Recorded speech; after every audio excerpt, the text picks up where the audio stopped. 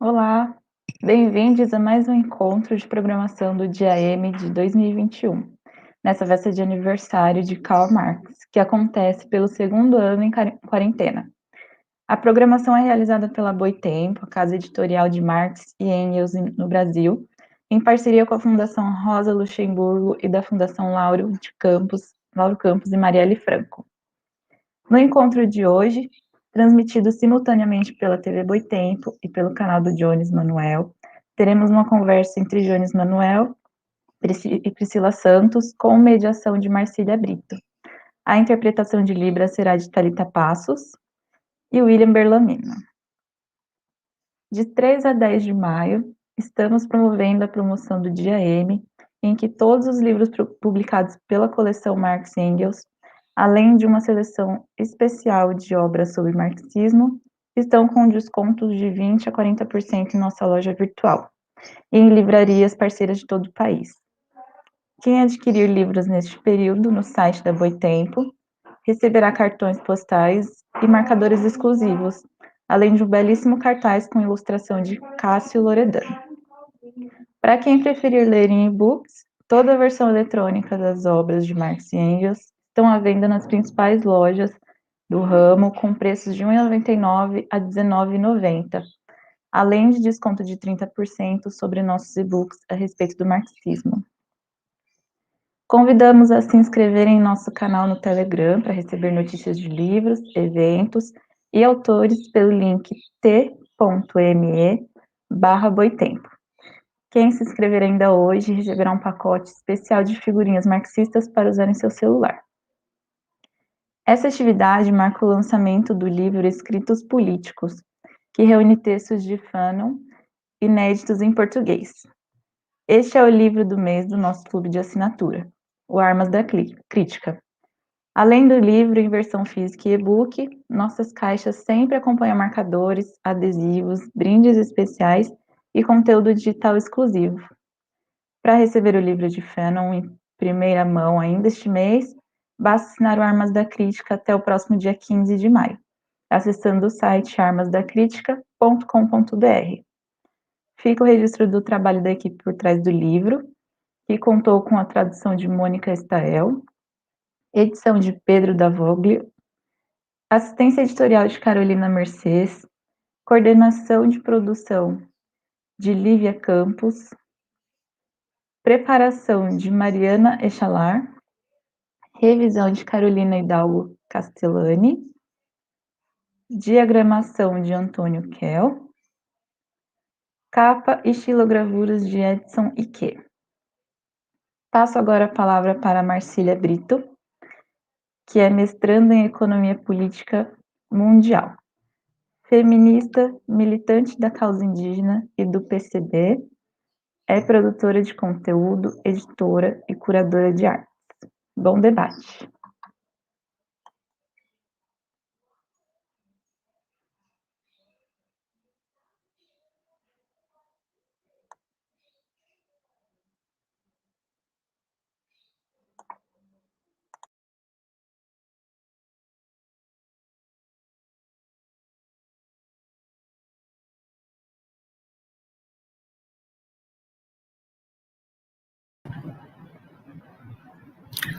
Bom dia, estão me ouvindo? Sim? Bem, eu sou a Marcília. Primeiro, eu gostaria de agradecer o convite da Boitempo para compor essa mesa e dizer que esse é um espaço muito importante, né, de debate, de reflexão e de formação política, principalmente nesses tempos sombrios que estamos vivendo, sobre esse governo, né, que abandona a sua população frente à maior pandemia do século. E é um espaço para a gente debater e refletir, não só sobre o que está acontecendo, mas sobre as possíveis saídas para esse momento. E nada melhor para pensar no futuro, né, numa saída estratégica para construir um mundo melhor, do que resgatando o nosso aniversariante da semana, que é o Marx. E algo muito já debatido e sabido por todo marxista é que o capital precisa sempre expandir para continuar crescendo. E ele sempre vai buscar aumentar a sua esfera de exploração, de expropriação e de dominação. Por isso que existe uma entrada, uma necessidade, né, de entrada nos países e de controle sobre a maior parte possível do território global. E nesse sentido, o colonialismo é um fenômeno, então, intrínseco do capitalismo. E por isso que é um debate que sempre está em voga, é um debate sempre muito importante de se fazer. Ainda mais aqui no Brasil, né, um país periférico, com um terrível passado escravagista e que possui marcas profundas até hoje desse racismo que se tornou estrutural na nossa sociedade. E hoje vivemos um momento de crise capitalista que abre precedente para esse movimento de recolonização dos países periféricos, que hoje se dá de outras maneiras, né, como plano de austeridade, com o endividamento da classe trabalhadora, com o aumento da exploração, e agora com tudo isso sendo piorado e reforçado pela pandemia que a gente está vivendo. E aí, nesse sentido, esse debate que vai relacionar o Fanon e o Marx e a questão do anticolonialismo, eu acredito que que os nossos incríveis debatedores vêm tirar um pouco o Fanon de uma esfera que muitas vezes ele é colocado de uma esfera identitária e colocar ele sob uma perspectiva marxista, radical e anticapitalista, né, que foi o que ele foi e defendeu durante toda a sua vida, trajetória e militância.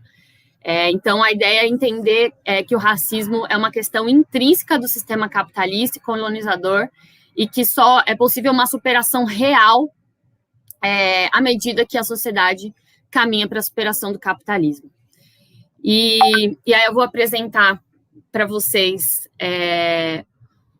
o Jones Manuel, conhecido já bastante no YouTube e aqui na Boitempo. Ele é historiador, mestre em serviço social pela Universidade Federal de Pernambuco, é comunicador popular e participa também do podcast Revolution e tem um canal aqui no YouTube chamado Jones Manuel. Também é militante do PCB. Ele organizou a coletânea de textos Colonialismo e Luta Anticolonial, Desafios no Século XXI, pela Boitempo, do Domênico Losurdo, e também o livro Revolução Africana, uma antologia do pensamento marxista pela autonomia literária, juntamente com o Gabriel Lande.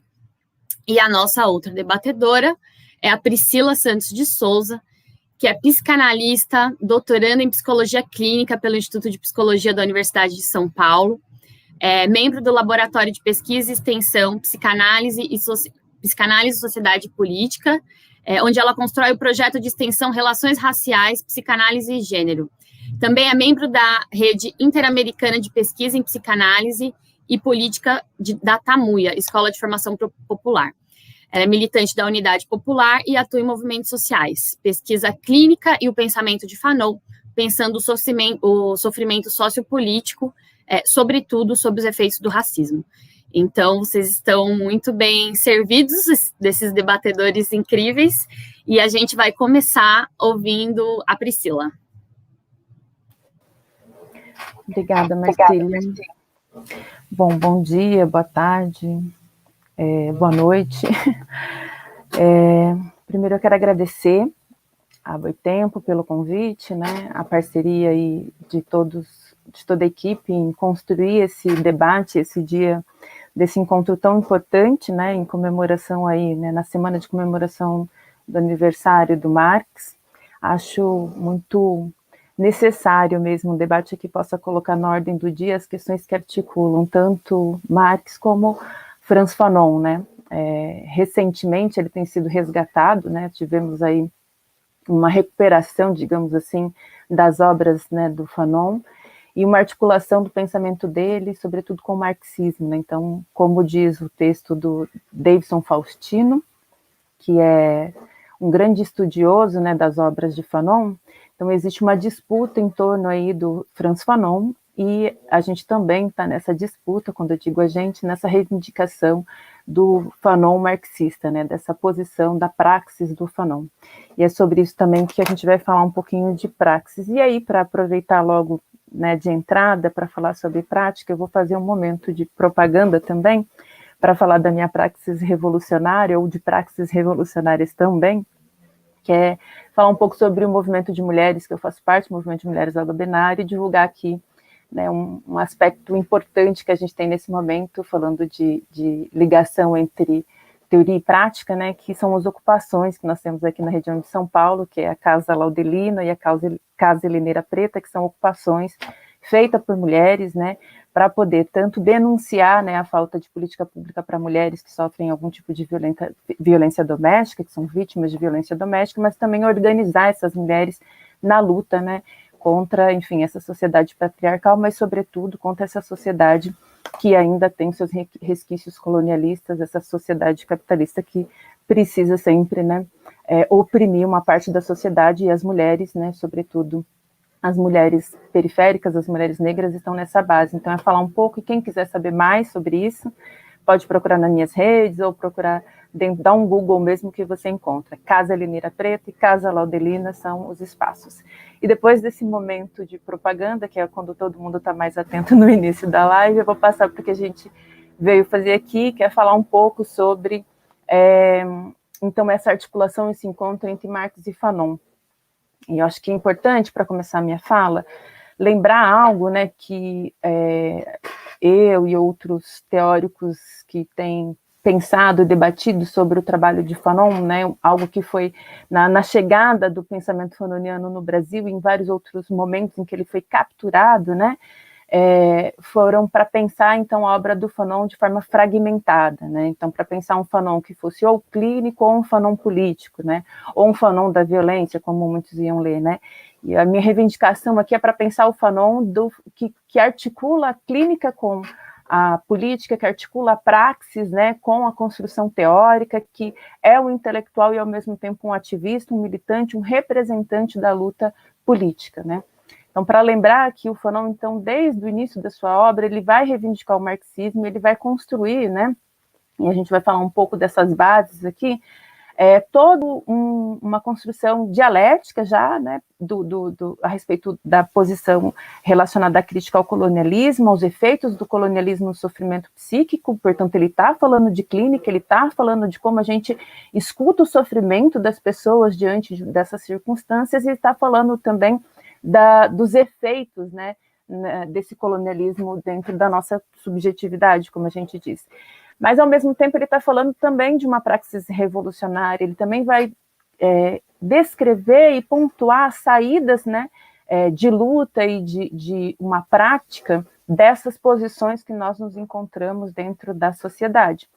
Então, é importante destacar aqui que, ao contrário, então, desses autores que dividem a obra do Fanon, né, entre teoria e praxis, ou entre clínica e política, né, aqui a gente vai falar de um Fanon que trata da obra, né, dessas obras num contínuo, numa ligação, né.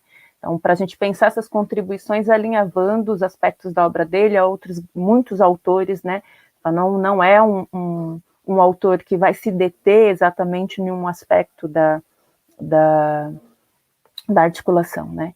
Então, vamos pensar a partir de uma perspectiva que eu acho que é importante resgatar aqui, que o Fanon traz, e que é para pensar, né, me interessa pensar aqui nesse encontro, né, como então o Fanon faz uso da obra do marxismo, né, uma articulação que ele traz, que é da sociogenia, né. Então, só para poder trazer aqui, primeiro existia, né, dentro do pensamento, para pensar o sofrimento psíquico e os efeitos, né, do que a gente vai chamar aqui de alienação também, que é o nome que o Fanon dá, né, para pensar o sofrimento mental.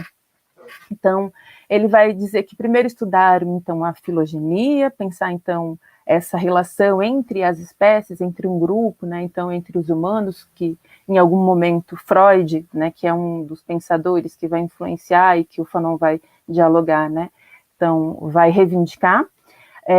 Então, entre a filogenia e a ontogenia, então pensar, né, o todo, o desenvolvimento de toda essa relação, de como se dá o racismo, por exemplo, né, e o sofrimento psíquico, ele vai sugerir que é necessário que a gente pense a sociogênese, né. Ele cita, na verdade, isso uma vez, mas o Davidson, já citado aqui, ele vai trabalhar como essa sociogênese está na obra do Fanon desde Pele Negra, Máscaras Brancas, que é o primeiro livro que o Fanon escreve, né, que na verdade era o TCC, digamos, dele, né, o trabalho de tese de exercício, né, que ele escreve no final do curso dele lá em Lyon, quando ele se forma em psiquiatria forense. E você encontra essa base, essa espécie de um método de como ele vai ler a realidade, né, e como ele vai pensar o sofrimento a partir dessa articulação, ou seja, pensando o sujeito dentro das suas relações sociais, dentro da cultura, e, sobretudo, os efeitos dessa posição, né, na subjetividade, ou seja, em como a gente se constitui.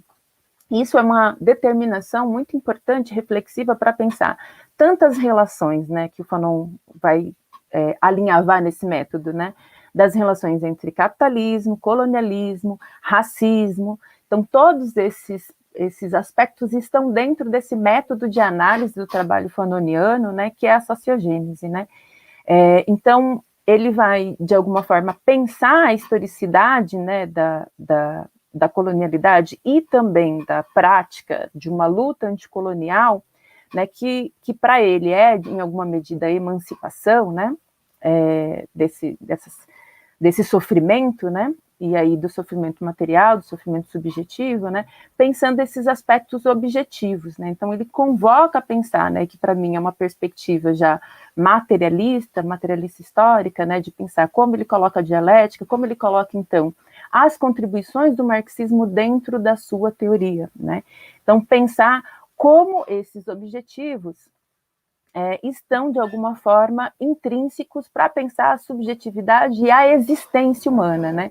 E a existência nessas duas posições, tanto a existência subjetiva quanto a existência material, né? Então, ele rompe até com uma certa dicotomia, digamos assim, de tentar pensar a teoria, né, longe da prática e da existência, ou a tentativa de fazer também nessa dissociação entre mente e corpo, entre a exterioridade e a interioridade, né, e isso, para mim, são aspectos da leitura dele marxista, né, e da leitura dialética também hegeliana, né. Então, ao produzir esse método, né, que é a sociogenia, aliás, a sociogênese, ele pensa não só a loucura ou o racismo, mas ele pensa exatamente essas relações que também estão ligadas aos processos de domínio econômico, domínio colonial, domínio pela violência, né, a necessidade da luta. Então, todos esses aspectos estão dentro dessa metodologia. Então, destacar desse primeiro ponto, que eu acho que é imprescindível para a gente pensar a obra fanoniana, e aí todos os livros, como eu disse, desde Pele Negra, Máscaras Brancas, os seus escritos, né? Então, pensar os textos, né, de Por uma Revolução Africana, ou o quinto ano da Revolução Argelina, né? Você encontra exatamente esse alinhavamento, né, das ideias do Fanon, ao meu ver, com esse traço marxista, mas, sobretudo, com o acúmulo que ele vai tendo também, ele vai desenvolvendo e aprofundando essas características, né? Então, não existe, né, ao meu ver, essa tentativa de dizer que Pele Negra é, então, um estudo apenas psicológico e não político, né, ou clínico, e que, então, Os Condenados da Terra, que é a sua última obra, seria, então, o seu livro político, né? Então, a política está em todos esses aspectos, né? Então, como uma psicanalista e que pensa a psicanálise em suas articulações com a política, eu reivindico exatamente essa perspectiva. Não tem como pensar o sujeito, né, e aí seja ele o sujeito para a psicanálise, ou o sujeito histórico, hegeliano, ou qualquer outra posição que a gente pense, a pessoa dentro da sociedade, né, não tem como a gente reivindicar e pensar nessas relações em coletivo, ou numa perspectiva mais particular e não individualista, se a gente não pensar, né, dentro dessas relações sociais, ou dentro do que a gente chama de laço social, né. Bom, eu acho que é evidente, né, algo na obra do Fanon, e ele coloca ali já, né, acho que nas primeiras páginas do livro, né, dele, do Pele Negra, uma tensão super interessante, que é colocar algo que, para mim, acho que dentro dos autores que, sobretudo da psiquiatria, os aspectos de estudo da psiquiatria são sempre muito organicistas, né, apesar de Freud, por exemplo, ter sido um psiquiatra e o ser da área da biologia, digamos assim, é sempre muito cindido, né?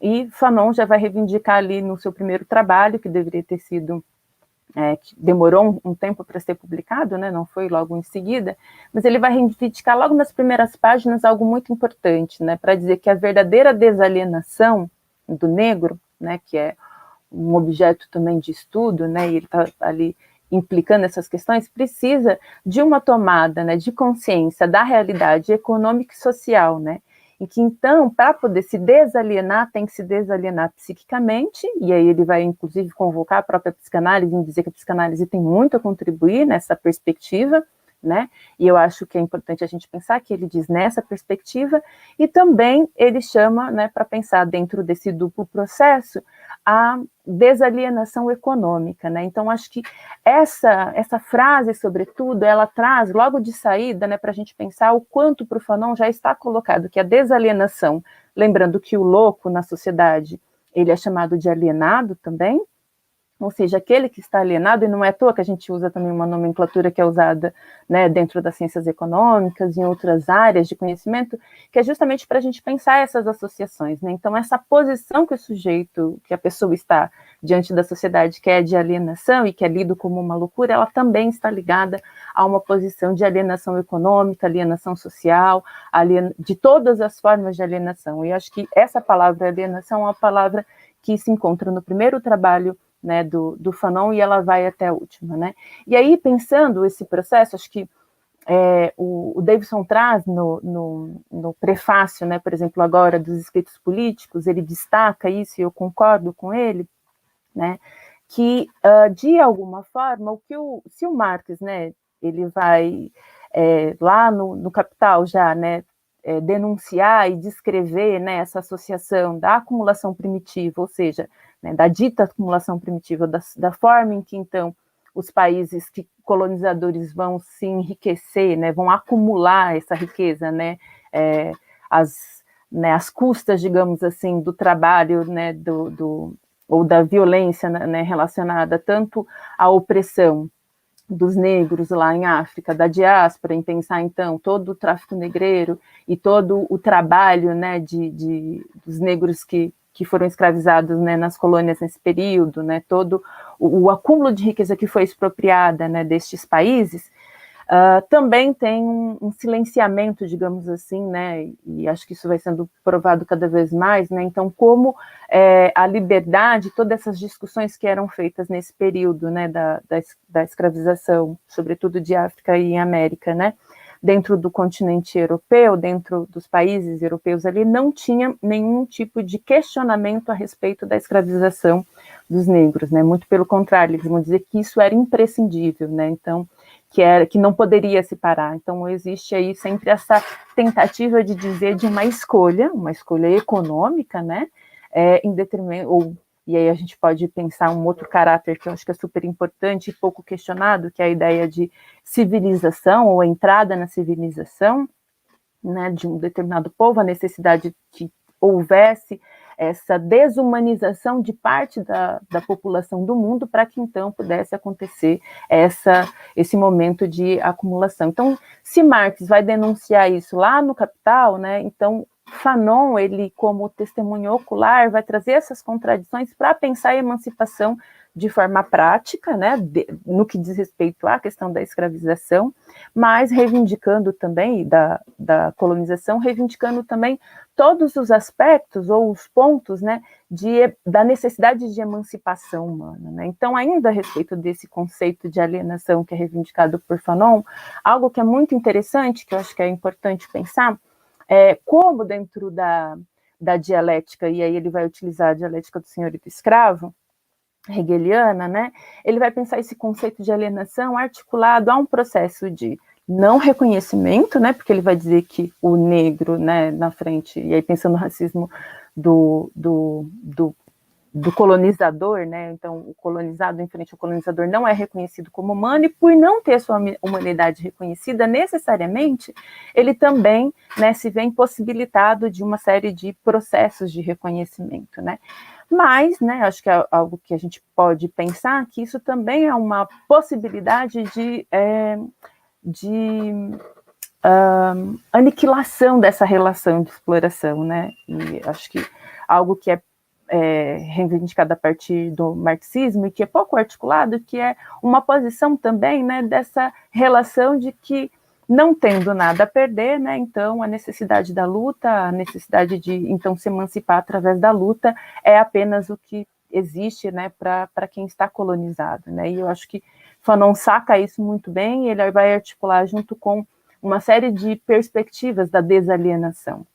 Então, existe até num trecho em que Fanon está dialogando com Sartre, né, dizendo que ele não entendeu a radicalidade da dialética, né? Então, vai acusar, né, Sartre de que é necessário, sim, de que a gente possa colocar na mesa, né, e aí colocar dentro do debate da dialética as radicalidades da necessidade de se pensar o processo de alienação do negro e da não uma espécie de invisibilidade, né? Tem essa contradição, ora o negro é invisibilizado, ora ele é supervisibilizado, ou seja, ele está sempre, né, em destaque, a depender do local onde ele está. E é necessário colocar isso em xeque para que a gente possa ter essa radicalidade dialética para sair, né, dessa posição e poder reivindicar, então, não só a construção da sua subjetividade, mas, sobretudo, nessa posição como sujeito histórico, né? E aí, já fazendo essa articulação com... Já chegamos no tempo, você pode concluir, por favor, esse primeiro bloco? Podemos, claro que podemos, né? Então, eu acho que o que é importante pensar aqui, que eu acho que dessa relação, é uma relação entre o que Marx, por exemplo, né, vai articulando sobre a necessidade da emancipação humana a partir da criação de um novo humano, né, a partir de uma relação de emancipação através da luta deste povo. Então, a aposta do Fanon, que foi um grande intelectual, que de alguma forma foi representante, né, um dos representantes, junto com outros, né, Amílcar Cabral, né, e muitos outros lutadores revolucionários de África, apostar na independência desses povos, e aí não só pela reivindicação da luta pela independência, mas na superação desse processo através do período revolucionário, para que eles possam ser sujeitos da sua própria história, né? Então, Fanon vai identificando essa relação de alienação com a necessidade dessa emancipação através da posição prática de luta, né? Então, acho que esses são alguns dos aspectos. A gente volta a falar de vários outros, e o Jones também vai trazer alguns para que a gente possa continuar esse debate da contribuição do Fanon com Marx. Obrigada, Priscila, pela exposição. A gente está recolhendo aqui algumas perguntas, então depois da exposição do Jones, a gente vai fazer um bloco, se tiver alguma questão que você gostaria de tocar, a gente retoma depois. Agora a palavra com o Jones Manuel. Olá, camaradas, bom dia a todas e a todos que estão acompanhando a gente nessa manhã de quinta-feira. Essa manhã de quinta-feira é um prazer, como sempre, estar nos eventos da Boitempo. Agradecer demais o convite da Casa Editorial e saudar muito a publicação dos escritos de Fanon pela Boitempo. Muito importante a gente circular cada vez mais esse revolucionário, muito importante. Mas o tema da nossa mesa é Fanon, Marx e o anticolonialismo, né? Vamos dialogar a obra de Fanon com o aniversário do nosso querido taurino Karl Marx, que é isso, né? A gente hoje apresenta com um signo. Note bem, Priscila facilitou muito porque ela colocou um aspecto que é fundamental no debate sobre Fanon. Existia uma tendência, especialmente a partir dos anos 80, de fatiar Fanon como um queijinho suíço, né? Então você pega uma parte aqui, outra parte ali, exclui outra parte e por aí vai. E aí há um trabalho nesse chamado resgate de Fanon, de pensar o Fanon como um todo. Priscila já colocou brilhantemente vários elementos, e eu quero focar em um que eu acho fundamental, que é A obra do Fanon pode ser pensada como uma síntese criativa e inovadora de um conjunto de tendências teórico-políticas que se expressou com força a partir do final da Segunda Guerra Mundial e o início do que o Domênico Lossurdo chama de Revolução Anticolonial Mundial. Uma das principais tendências que estava colocada no mundo no pós-Segunda Guerra foi essa fusão orgânica entre luta anticolonial nas colônias e o marxismo, em que o projeto socialista era pensado como o único meio de conseguir a libertação nacional, a descolonização, construir uma nação, recuperar sua autoestima, sua identidade cultural, construir uma sociedade igualitária e com poder popular nesse processo de libertação nacional, de luta anti-imperialista. Então, dos 4 cantos do mundo, mas inicialmente com protagonismo asiático, você tem um processo que é muito curioso. Partidos comunistas que tornam-se o representante da ideia de libertação nacional por excelência, e em muitas situações, inclusive, colocando até a ideia de libertação nacional um pouco à frente da ideia de socialismo, colocando o socialismo como um segundo momento, ainda que contínuo, da luta, e destacando esse discurso anticolonial e guiando toda a nação no seu processo de libertação. Penso, em particular, na China, do Mao Zedong, né? Partido Comunista Chinês dirigido pelo camarada Mao, no Vietnã, liderado pelo camarada Ho Chi Minh, e na Coreia Popular, vulgo Coreia do Norte, liderada pelo camarada Kim Il-sung. O Vietnã e a China tiveram um impacto gigantesco em todo o mundo colonizado. E aí, por quê? Veja, primeiro, o Vietnã, ele, usando a linguagem bem popular, deu um cacete nos franceses, né? A derrota do colonialismo francês no Vietnã foi um negócio fantástico que teve um impacto mundial. O nome da batalha eu sempre esqueço, Dien Bien Phu, alguma coisa assim, deve ser horrível para a Thalita tentar falar isso em Libras, né? Mas enfim, isso teve um impacto mundial muito grande, isso mobilizou entusiasmos, espíritos de luta, subjetividades em toda a periferia do sistema capitalista. E a Revolução Chinesa, veja, a China já era o maior país do mundo, já tinha 400 milhões de habitantes. Então, a libertação da China foi, inclusive o Domênico Lossurdo coloca com razão, a maior revolução anticolonial da história da humanidade. E o Fanon, vocês repararem, ele cita bastante, já no Pele Negra, Máscaras Brancas, o Vietnã. E essa citação do Vietnã, da luta do povo vietnamita, ou da China, ou do Mao Zedong, aparece, ainda que não diretamente, em toda a obra dele. O Condenados da Terra é um livro, em grandes dimensões, maoísta. Não estou dizendo que o Fanon era maoísta, mas todo o debate que o Fanon faz ali sobre violência revolucionária, sobre o papel do campesinato, sobre o papel do chamado looping proletariado na revolução, a compreensão do Fanon da relação partido-massas, a relação do Fanon partido-intelectuais, tudo isso está diretamente inspirado no Mao Zedong. Diretamente. E aí, por que isso é importante? Veja, o Fanon, ele recolhe toda uma tradição teórica que se enfraqueceu nos últimos anos e que alguns militantes, organizações, vêm tentando revalorizar. Eu me insiro nesse movimento, junto com várias outras pessoas, como inclusive meu colega de Revolution, o camarada João Carvalho, para quem eu mando um cheiro e um abraço, que é essa tradição marxista, ela inovou, atenção, esse é importante, ela inovou, mas ela joga luz, ela destaca elementos que já estavam presentes na obra de Marx e Engels.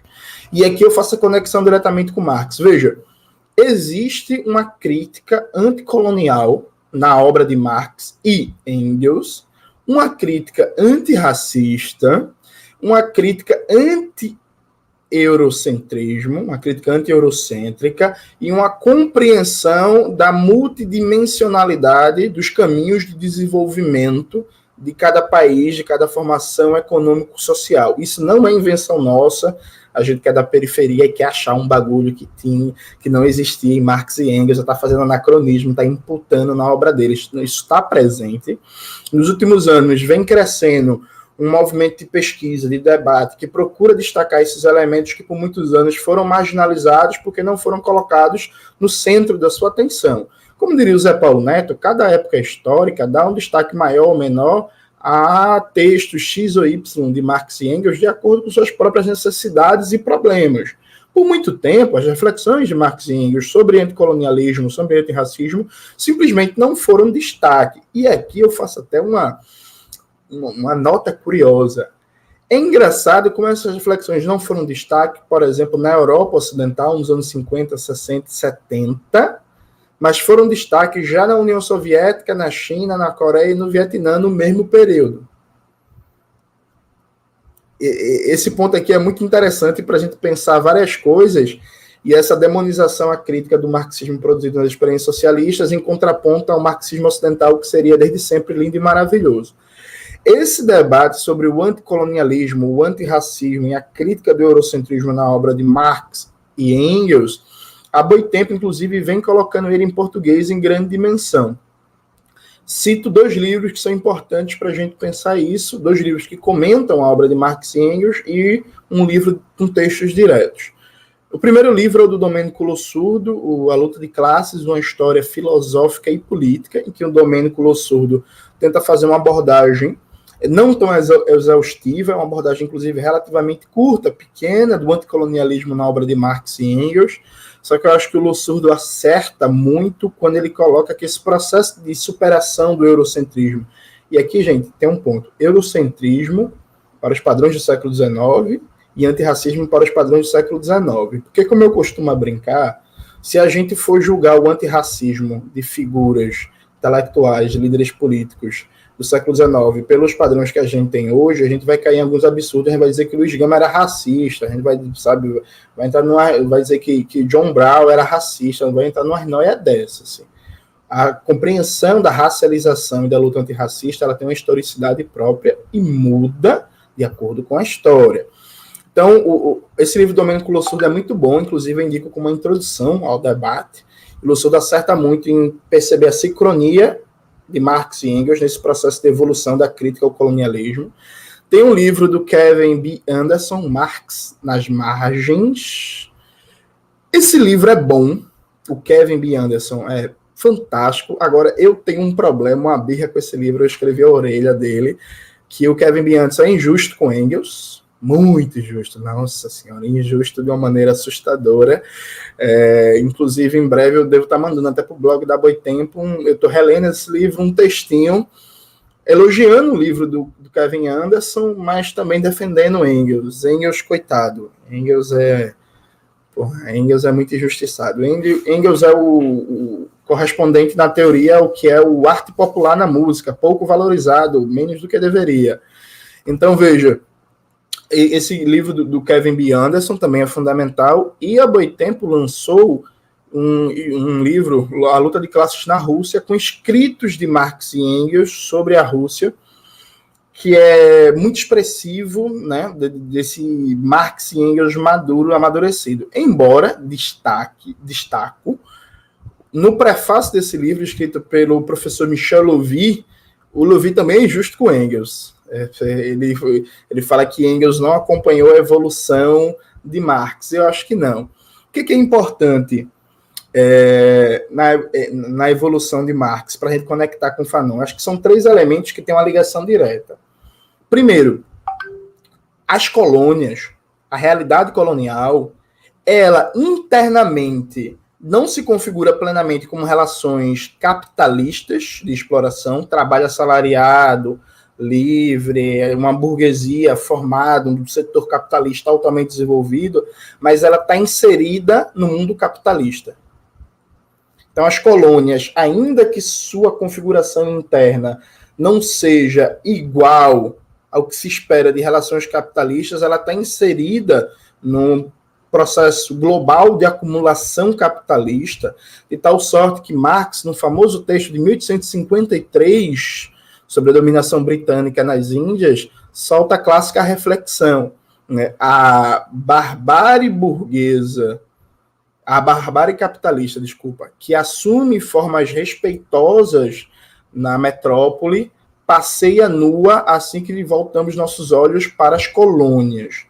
Quando Marx fala isso, ele compreende que a realidade colonial e a realidade metropolitana central do capitalismo formam um todo contraditório e articulado, mas um todo, em que, mesmo você tendo várias relações internas de exploração e dominação pré-capitalistas, são relações inseridas dentro de um todo capitalista. Então, o processo de unidade entre as chamadas zonas não capitalistas e o mundo capitalista a partir de uma relação fundada na exploração. Esse ponto é muito importante e gera muita polêmica, porque depois, nos debates sobre imperialismo, a Rosa Luxemburgo tem uma abordagem sobre isso, sobre a ideia de explorar e se apropriar de zonas pré-capitalistas, que, enfim, são outros desdobramentos, mas é uma tese muito importante, que tem um valor muito importante para vários debates, inclusive para a América Latina. Uma segunda relação, a dominação colonial exercida pelos países centrais do capitalismo nas colônias tem papel central para controlar, amoldar e manter nos limites da ordem burguesa o proletariado dos países centrais. Dado que a exploração das colônias potencializa, produz um superlucro, e esse superlucro é apropriado para criar um setor da classe trabalhadora de melhores salários, melhores condições de trabalho, que vai servir como principal camada social propagadora do reformismo e também vai ser atiçada a partir de mecanismos ideológicos subjetivos de ódios raciais, ódios nacionais, ódios linguísticos, religiosos, para fracionar a classe trabalhadora, não só a nível interno, como a nível mundial. É clássica a frase de Marx, de que o trabalho de pele branca não pode se emancipar enquanto o trabalho de pele negra for marcado a ferros, fazendo referência aos Estados Unidos, né, a escravidão no sul e o capitalismo industrial que se desenvolvia no norte. Também é clássica a frase de Marx, que está publicado na Ontologia de Documentos da Primeira Internacional, organizada pelo professor Marcelo Musto, também publicado pela Boitempo, em que Marx fala que um povo que subjuga o outro jamais pode ser livre. Essa frase é uma conclusão de um longo raciocínio sobre a relação Inglaterra-Irlanda, em que Marx fala como a burguesia da Inglaterra excitava, produzia ódios nacionais e divisões da classe trabalhadora entre os trabalhadores migrantes da Irlanda e os trabalhadores naturais da Inglaterra, os trabalhadores nacionais. Como isso fracionava, dividia, enfraquecia o movimento sindical inglês, e os trabalhadores migrantes da Irlanda na Inglaterra serviam também como elemento de rebaixamento do valor da força de trabalho na Inglaterra, né, compondo o chamado Exército Industrial de Reserva. Um terceiro elemento, e aqui caminhando para a conclusão, porque o semblante de Marcília já devo ter estourado meu tempo, um terceiro elemento é que, dentro dessa configuração de um papel central do colonialismo enquanto elemento estabilizador do sistema capitalista, fracionador da classe trabalhadora, o antirracismo, ele não... Aliás, o racismo não é só, não que seja pouco, evidentemente, não é só um elemento organizador dos padrões de dominação internos a cada país, mas é um elemento também de ordem internacional. Então, o sistema capitalista, desde a sua gênese, ele se orienta na ideia de uma hierarquização entre povos superiores e inferiores, e aí os povos superiores, quer dizer, têm direito de dominar, de colonizar, de explorar, de matar, de exterminar. E essa divisão, desde sempre, vai assumindo características racializadas, que vão ficando mais claras, principalmente no século XIX, com o racismo biológico, chamado racismo científico, e que se expressam até hoje. Então, pensar o racismo como uma estrutura de dominação, não só particular a cada país, mas como elemento constitutivo e estruturante da ordem internacional, da chamada ordem imperialista, né? Todos esses três elementos que estão, eu friso, estão na obra de Marx e Engels, não é invenção, estão lá.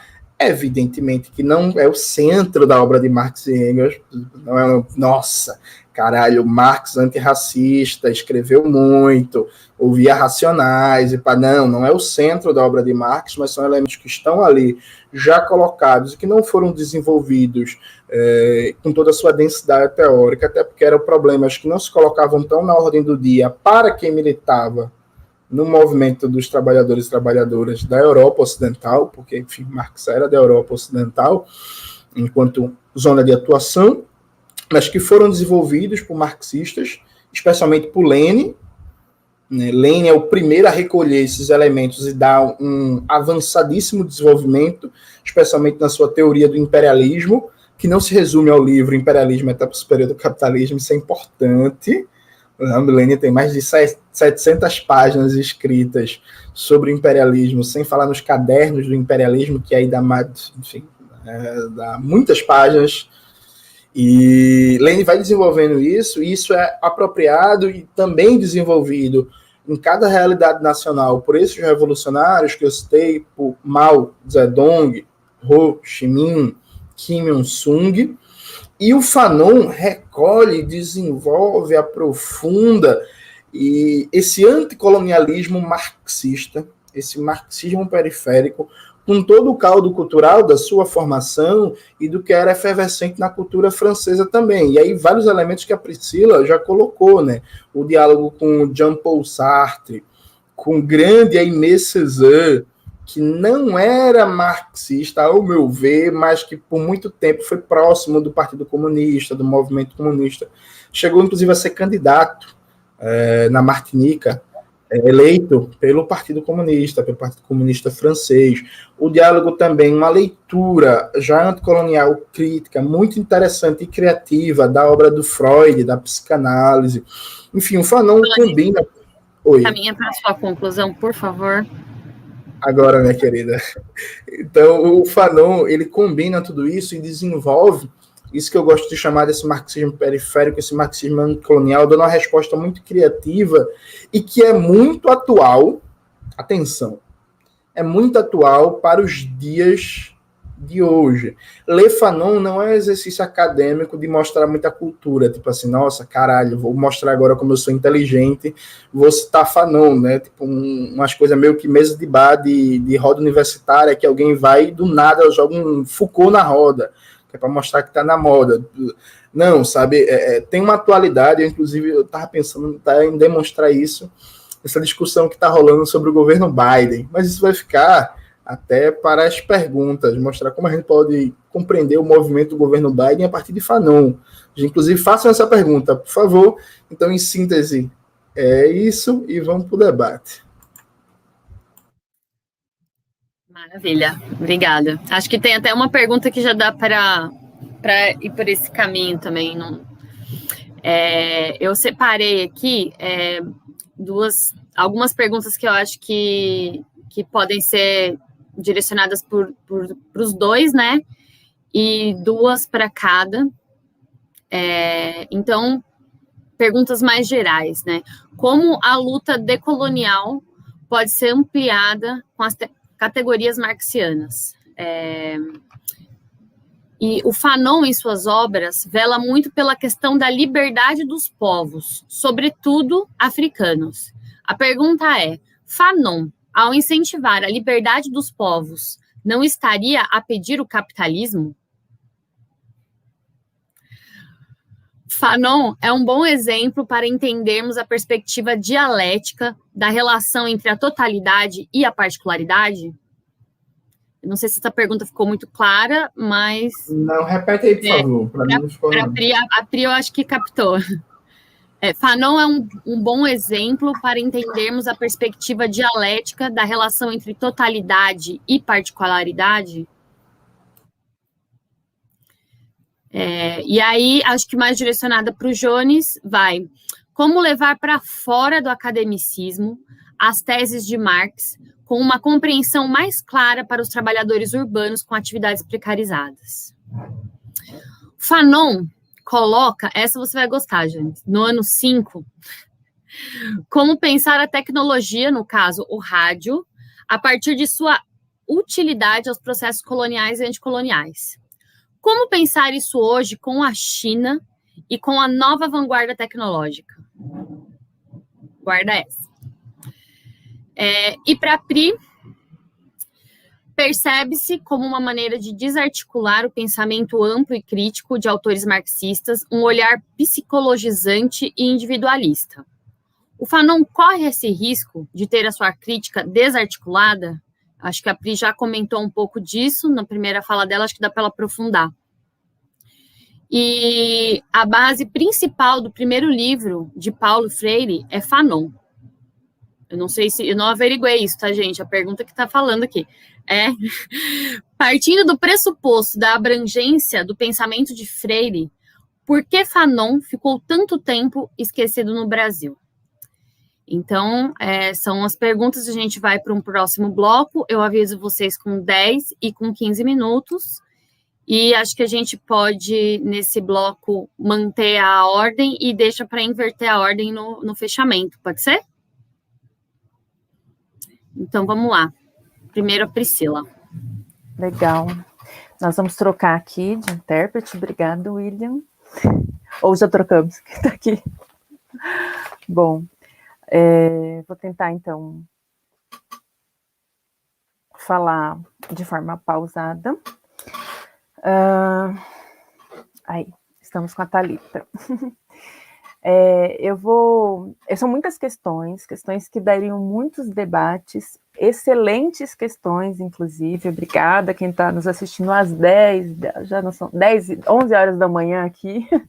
É ótimo poder ter vocês para poder dialogar, porque afinal um debate só acontece se a gente tem diálogo. Então, obrigado pelas questões aí. Sobre as questões levantadas, eu vou tentar, acho que, articular aqui a resposta, né? Então, a partir do que foi levantado, como a luta decolonial, né, as categorias marxianas, elas se articulam, né? Eu acho que, para essas questões todas, eu vou indicar, inclusive até para do Paulo Freire, esse livro do Davidson, aqui, que ele vai dizer que, na verdade, a tese dele, então, também está disponível, né, que ele vai articular sobre essa disputa em torno dos fanonismos, ele vai fazer todo uma recuperação desse pensamento do Fanon para poder articular tanto com as categorias, né, dos autores, de como ele vai se apropriando dos autores, e no final do trabalho ele já vai fazer uma espécie de mapeamento dessas epistemologias que chamam, para poder pensar como o pós-colonialismo se apropria do Fanon, e aí acho que atenção para essas questões. A gente tem um péssimo hábito patriarcal de dar nome de pai, né, das coisas no presente, né, de pessoas que nem existiam, né, o assunto nem existia quando o cara estava vivo, e a gente tem um péssimo nome de poder dar o nome de pai, né, das obras, dos acontecimentos, mas muita gente reivindica Fanon a partir de uma epistemologia. Então, ele vai falar sobre o pós-colonialismo, né, o decolonialismo, o anticolonialismo, tem uma série de apropriações, né, fanonianas, né, o criolismo, né, da obra fanoniana nessa articulação, e dentre elas tem os marxistas, né. Eu penso que o que a gente está colocando dentro dessa perspectiva de pensar efeitos da colonialidade no nosso período não é para engessar ou para ficar, né, todo o debate em torno dos efeitos do colonialismo, né, porque o nome vai mudando de tempos em tempos. Os efeitos, eles vão se adaptando ou eles vão, de alguma forma, se modificando para que a gente possa permanecer numa situação de exploração, né? Então, acho que o que existe de mais importante nesse debate é pensar os efeitos do colonialismo que são denunciados por Fanon. Fanon viveu e lutou durante o período colonial, acho que isso é importante, ele está falando de colonialismo localizado nesse período, né? Quando a gente reivindica, a gente pode pensar nos efeitos, como, por exemplo, o Clóvis Moura fez, né? Acho que algo que o Jones trouxe que eu acho que é super importante é pensar as influências, né, que existiram do pensamento marxista, e aí ele falou do mal, mas também pensar nessa articulação em como o Fanon vai fazer uma leitura, né, a partir das pessoas e do povo que ele convive, né? Então, a riqueza também da obra fanoniana está na capacidade dele poder, literalmente, conhecer o povo, conhecer a cultura daquele povo, para pensar as estratégias a partir daquela realidade, né? E isto é, novamente, uma praxis marxista. Então, tem vários textos dele em que ele vai analisar a cultura de determinada região, né, que a gente poderia chamar de povo, né, dentro da Argélia, por exemplo, para pensar como eles se organizam e como eles poderiam, e aí, se emancipar psiquicamente, pensando assim, dessa colonização, né? Então, como os efeitos de assimilação da cultura, que muita gente fala, tem sobre, por exemplo, a psique e aí a alienação dessas pessoas. E por que eu estou reivindicando isso? Porque eu acho que essa tentativa de justificar como se a história não tivesse um determinado movimento e atualizações, né, de reivindicar esse período colonial, agora em tudo faz referência a esse período colonial, eu acho que ela pode ser, sim, prejudicial para esse olhar histórico, né, que a gente precisa ter na leitura dos acontecimentos da realidade. Então, eu acho que a gente precisa chamar atenção para esse efeito que a gente tem agora na leitura do Fanon quando chega aqui, né? É uma espécie de retorno que às vezes cristaliza, e a gente precisa lembrar, nesse texto que inclusive foi citado pelo Jones, né, que é o Racismo e Cultura, que é o texto do Fanon, em que ele vai fazer exatamente como, de alguma forma, o capitalismo, a sua teoria, a sua cultura vai se adaptando. Então, primeiro foi o racismo científico, então depois vem o racismo cultural, como se fosse uma atualização das formas de sofrimento. Então, o nome a gente pode trocar, pode colocar necropolítica, né? Mas a origem, o germe, continua sendo a opressão de uma determinada população ou de uma camada de população para continuar com a exploração, né, que o capitalismo exige, né? E a raça, obviamente, está também muito articulada, né, neste centro, e Fanon traz isso. E aí, passando para uma outra questão que eu acho que articula, pensando tanto essa questão da nacionalidade quanto da dialética, eu vou ver se eu consigo juntar essas duas questões. A gente não falou de tempo, não sei se a gente tem, Marcília, se tiver, coloca ali no chat, por favor. Está chegando em 10 minutos agora, pode ficar tranquila. Ótimo. Então, quando o Fanon vai falar sobre, acho que essa reivindicação que faz, né, da luta, por exemplo, das lutas nacionais, acho que é uma particularidade que também existe. Eu indico um outro autor chamado Muriatã Barbosa, né? É um professor da Universidade Federal do ABC que lançou um livro recentemente para pensar a questão da razão africana, né, as particularidades dessa luta, e ele vai localizar nessa perspectiva. Eu acho que isso é interessante para pensar também, não só ele vai reivindicar, se a gente pegar uma série de autores, né, intelectuais africanos que estiveram em praxis na luta de libertação do povo, se a gente pegar, por exemplo, Samora Machel ou Amílcar Cabral, né, vou esperar ela traduzir. Esses autores, por exemplo, eles vão também fazer uma espécie de localização, e aí pensando nas particularidades de como se organiza o território africano e as lutas de independência em África, que sim, que vão ser reivindicadas e pensadas a partir da necessidade das independências, né, nacionais. Mas isso não significa que o horizonte de transformação internacional, a necessidade de unidade da luta para a libertação da África não estavam na pauta do dia, muito pelo contrário, né? Os efeitos e os problemas na ligação nesses processos de emancipação, né, e dos efeitos do imperialismo, sobretudo, né, nessa continuidade da dominação que a gente vê ainda hoje, né, no território africano, obviamente, eles já eram preocupações desses autores. Então, se a gente for ler a obra desses autores, você encontra ali os resquícios das dificuldades que eles tinham dentro dessa necessidade da emancipação, né, nacional. Então, eu acho que tem uma localização desse debate e alguns, obviamente, né, algumas fragilidades dessa luta de independência nacional que não puderam se passar para um segundo momento para a luta de independência, né, pensar, né, da unidade, né, africana, e aí pensar o socialismo de forma internacional, dadas as condições materiais que também tiveram, né? Então, a subjugação econômica, a forma em que, justamente para pensar essa questão, né, dos diferentes povos que estavam ali dentro do território, por exemplo,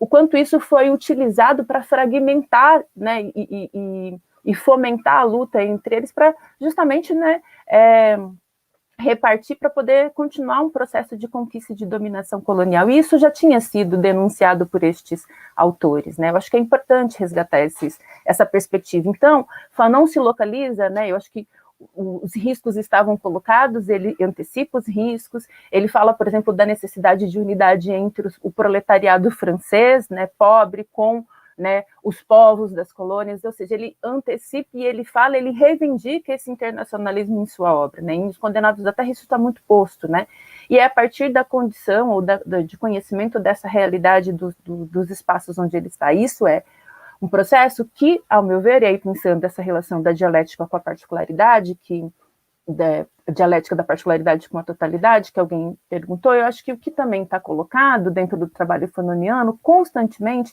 é uma praxis dessa dialética. Já em Pele Negra, Máscaras Brancas, por exemplo, ele vai dizer que colocar a questão da negritude, e Fanon foi muito influenciado mesmo pelo pensamento do Aimé Césaire, que foi citado pelo Jones, nessa perspectiva, e ele nunca deixou de ter crítica ao professor, né? O Aimé Césaire foi professor dele. E mesmo ele, por exemplo, tendo feito campanha para o Aimé Césaire, né, quando o Aimé Césaire foi candidato à prefeitura, candidato lá em Fort-de-France, na Martinica, ele continua fazendo as críticas, ou seja, ele entende os limites do movimento de negritude, mas coloca que isso está na ordem do dia de colocar a necessidade da possibilidade dos negros e negras poderem ir até as suas raízes e sacudirem. E aí não só negros e negras, brancos também, porque a racialização ela acontece dos dois lados. A gente sempre pensa que racializado é só o negro, né? Gênero só é o feminino. Por quê? Porque está dado que do outro lado não tem um questionamento, né?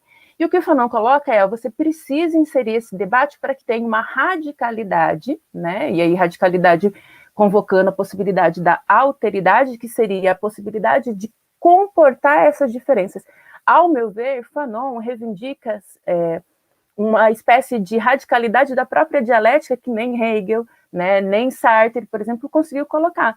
Então, a necessidade de trazer esse debate para poder comportar as diferenças, porque muito do que se faz quando a gente nomeia como debates de identidade é excluir essa diferença, né? É dizer que, bom, isso não está colocado no debate, mas está sim, né? E é a impossibilidade de você poder falar sobre essas formas específicas e particulares de sofrimento, né, sobretudo, e aí pensando na minha área, que faz com que a gente silencie. E aí vem outro aspecto que eu acho que é importante pensar, que a gente corre o risco de psicologizar, como qualquer outra ciência, né, a gente acaba não respeitando os limites, né, então Fanon ele é muito perspicaz em Pele Negra quando ele fala que cabe à psicanálise pensar sobre sofrimento e alienação psíquica, ele não fala que cabe à psicanálise fazer a revolução, isso está dado para os trabalhadores no engajamento da luta, então para ele a desalienação concerne no tratamento psicológico, digamos assim, mas também na luta e no envolvimento prático das pessoas na luta revolucionária,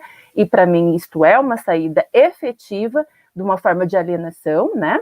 E a gente pode depois, enfim, falar sobre essa particularidade da saída da alienação, mas também algo que eu acho que é importante é que esse apagamento que tem do Fanon não é à toa. Nesse mesmo livro que eu indiquei lá no início do Davidson, ele vai falar especificamente em como chega o Fanon no Brasil. Então, primeiro, pelos Condenados da Terra, uma apropriação, por exemplo, da necessidade emergente da luta de libertação, e o período que chega com Sartre, inclusive, né, o texto do Fanon, numa visita do Sartre ao Brasil, e o Fanon vai ser capturado pelo movimento negro, por vários cientistas sociais a partir dessas perspectivas. O Paulo Freire, vai então para a África para poder trabalhar e pensar essas questões da libertação lá em África, e ele volta, ele aplica muito dessa perspectiva fanoniana em seu trabalho, mas ele é apagado sobretudo por essa nova leitura liberal, na verdade, e aí eu com todas as letras posso dizer, que é uma leitura de crítica e responsabilização pela violência do cotidiano, digamos assim, ao Fanon, né? Uma leitura desatualizada e ahistoricizada da reivindicação fanoniana da violência revolucionária. E aí ele é tido como um autor, sim, da violência, e ele é negligenciado. Ele é retomado mais recentemente, na verdade, pela academia inglesa, que vão pensar o Fanon a partir de uma perspectiva, aí sim, psicologizante, né, que descaracteriza, que elimina, de alguma forma, os aspectos revolucionários do Fanon. E é por isso que lá no início da minha fala eu falo, olha, minha reivindicação é de um Fanon que em todo o tempo foi coerente e que sempre fez essa articulação entre pensar o sofrimento psíquico e a atuação revolucionária, né? Então, esse apagamento, ele é estratégico, né? Então, ora se apaga Fanon quando a gente não pode falar de revolução, não pode colocar revolução na ordem do dia, ora se resgata apenas os aspectos psicologizantes da obra Fanon. E isso, na verdade, a gente pode dar qualquer nome, né? Mas seria desonestidade acadêmica com a obra do autor. Então, a gente precisa pensar toda a obra do autor e ele tem, sim, uma coerência e um alinhavamento das suas ideias, que são, né, da ordem psíquica, mas também da operação, né, da revolução desde o princípio da sua obra. Acho que eu esgotei. Obrigada, desculpa, Marcília. Foi ótimo em cima. Muito obrigada, Pri. Agora a palavra para o Jones. Você está com as perguntas aí, Jones? Certinho? Tudo aqui, vê, são uma série de questões que, como diriam os antigos, a gente vai ter que ser telegráfico, né? Vai ter que ser rápido nas respostas. Primeira questão, né? Como as categorias marxistas podem ampliar a luta decolonial? Veja, eu já falei isso algumas vezes, inclusive eu dei uma entrevista que gerou até polêmica, que eu falei que eu não tenho nada a ver com decolonial, mas veja, eu não tenho mesmo. As perspectivas decoloniais foram criadas em universidades e, inclusive, é até bom ter Marcília aqui, que ela não me deixa mentir. Tenham algum cuidado com a certa irresponsabilidade que rola na internet de pegar lutas indígenas e encaixar como decolonial, encaixar como bem viver, encaixar como não sei o quê. Calma. Né? Vamos parar com um certo viciozinho que está cada vez mais popular do sujeito urbanoide, citadino, sentado no seu computador, olhar para uma luta de um povo indígena do Rio Grande do Norte, do Pará, do Amazonas e querer empurrar goela abaixo a sua perspectiva teórica. Então, veja, perspectivas decoloniais foram criadas nas universidades centrais do capitalismo e é sempre importante lembrar que Foucault não nasceu no Senegal e Nietzsche não nasceu em Gana, né, influenciado por perspectivas pós-estruturalistas, e que depois se difundiu pelo mundo, inclusive com protagonismo de intelectuais latino-americanos muito importantes, como o próprio Aníbal Quijano, que tem uma obra fantástica, atenção, fantástica, né? E Henrique Dussel e vários outros. Só que eu não sinto necessidade nenhuma de ser decolonial, não trabalho com perspectivas decoloniais, não defendo o marxismo decolonial, porque para mim o marxismo tem a sua tradição anticolonial, que existe antes do decolonial pensar e nascer, e que foi experimentado na praxis política. Esse ponto é importante, veja, o anticolonialismo marxista, ele não nasceu num departamento acadêmico de universidade, e não que nascer no departamento acadêmico de universidade seja em si um grande problema ou mal e irremediável de origem, mas nós, como marxistas, que defendemos a necessidade de praxis, valorizamos a construção própria dos povos e da classe trabalhadora em luta. Evidentemente que a gente pode ler e aprender com as perspectivas decoloniais, só que eu não estou preocupado com melhorar a decolonial, não. Assim, eu estou preocupado com divulgar, com fortalecer, com aprofundar as pesquisas do anticolonialismo marxista, do marxismo periférico, fortalecer a crítica do eurocentrismo no âmbito do marxismo, fortalecer o anti-imperialismo no âmbito do marxismo brasileiro e latino-americano. Eu debati esse tema, inclusive, com algum vagar a mais, num vídeo do meu canal, Marxismo, Eurocentrismo e o problema decolonial. Ainda friso que, eu até vou pegar uma carona aqui com a Priscila, ainda friso que é importante a gente ter responsabilidade com a obra dos autores, como a Priscila colocou, agora terminando a fala dela, veja, Mariátegui não era decolonial, Mariátegui era comunista, do mesmo jeito que Fanon não era um autor decolonial. Se as perspectivas decoloniais querem reivindicar esses autores para sua produção, é total direito, e isso é do jogo, inclusive, né? Produção de conhecimento científico não é time de futebol, que o meu é meu, o seu vai para lá, sabe? Isso é do jogo. Agora, reivindicar a produção de um autor para adensar a sua perspectiva teórica é uma coisa. Imputar ao autor algo que não existia na obra dele, como, por exemplo, dizer que Mariátegui era decolonial, aí o nome disso é anacronismo, isso é desonestidade intelectual, e aqui em Recife a gente chama de safadeza. É como a gente chama aqui em Recife. Então, acho esse primeiro ponto muito interessante, várias perspectivas decoloniais, debate, diálogo. Inclusive, assisti recentemente um curso no YouTube muito bom, que eu vou cometer a indelicadeza de esquecer o nome da professora, da aula na Inglaterra, uma brasileira de Minas Gerais, advogada, fantástica pensadora. Enfim, eu, quando passar a palavra para Marcília, olho o nome dela e não vou cometer sem justiça, não, e vou lembrar. Curso muito bom, fantástico. Adorei. Agora, eu não sou decolonial, não sinto necessidade de ser. Segunda questão. Quando Fanon fala de liberdade, não, Fanon não está falando de capitalismo, porque liberdade é um conceito polissêmico. O que significa isso? Tem múltiplos significados. Né? Os últimos 30, 40 anos, com a contra-revolução neoliberal e neocolonial, esvaziaram a disputa crítica de vários conceitos como liberdade e democracia. O conceito de liberdade, inclusive em Hegel, estou falando do marxismo, o conceito de liberdade em Hegel sempre foi diferente do conceito de liberdade dos liberais, como, por exemplo, em John Locke, muito mais rico. O conceito liberal de liberdade é uma das coisas mais pobres que existe na história da humanidade. Assim. É um negócio que dá até uma dor no coração. O conceito de liberdade que vem da tradição hegeliana, encontra no marxismo, vai se desenvolvendo e se desdobrando, ele não tem nada a ver com capitalismo ou com o conceito liberal. Inclusive, o conceito de liberdade, de libertação de Fanon, ele é necessariamente anticapitalista e anticolonial. Fanon era, friso, um comunista, um revolucionário. E aqui eu já dialogo com uma pergunta que a Marcília não fez, mas eu peguei aqui no chat, que alguém falou assim, como pensar o Fanon para a América Latina?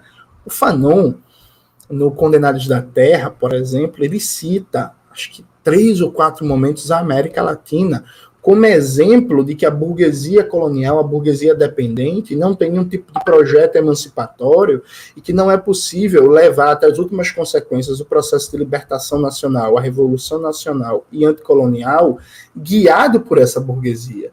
E para Fanon, a América Latina é um exemplo, é um espelho futuro do que seria a realidade africana se esses processos de libertação tivessem um horizonte burguês.